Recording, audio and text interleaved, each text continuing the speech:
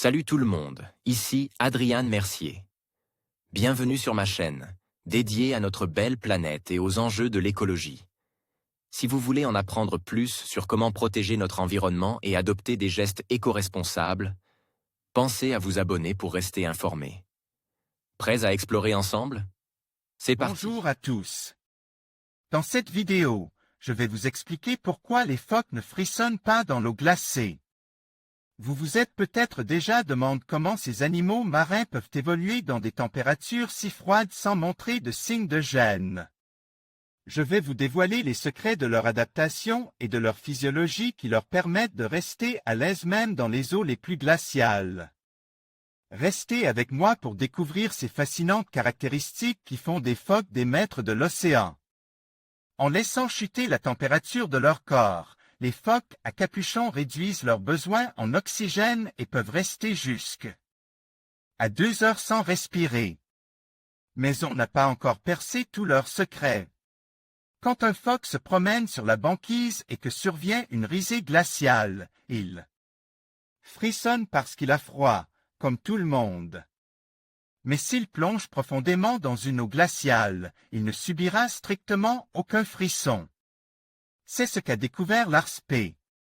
Folkau, de l'université de Tromsø, Norvège, en observant des phoques à capuchon Cystophora cristata en captivité. Les résultats viennent d'être présentés à la dernière conférence de l'American Physiological Society.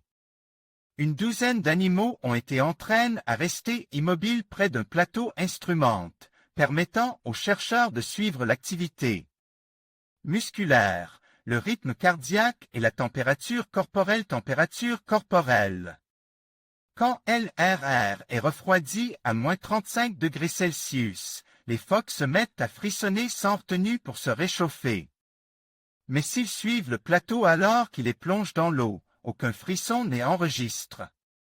Les phoques à capuchon, qui vivent en Arctique, entre le Saint-Laurent et le Spitzberg, doivent plonger très longtemps pour se nourrir. Afin d'allonger leurs apnées, ils réduisent la température de leur corps et ont développé une résistance à l'hypoxie. Crédit S. Porcelotti, 3W. Terre ambiante.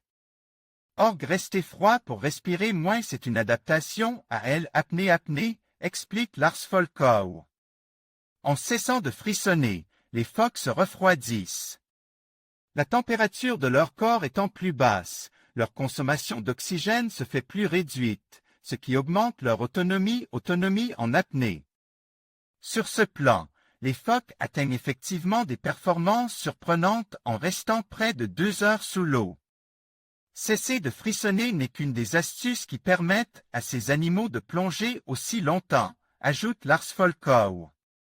D'autres moyens sont utilisés pour faire chuter la température.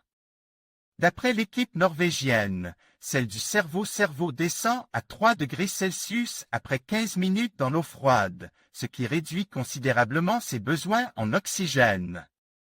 En plus de ce refroidissement généralisé, les phoques semblent aussi mieux tolérer l'hypoxie, privation des tissus en oxygène. Que les humains et Lars Folkau espèrent que percer ce secret des phoques permettra de mieux comprendre les atteintes que subit le cerveau d'un homme lorsqu'il est privé d'oxygène, par exemple après un accident cardiaque. En conclusion, les phoques ont développé des adaptations remarquables qui leur permettent de survivre et de prospérer dans des eaux glacées sans frissonner.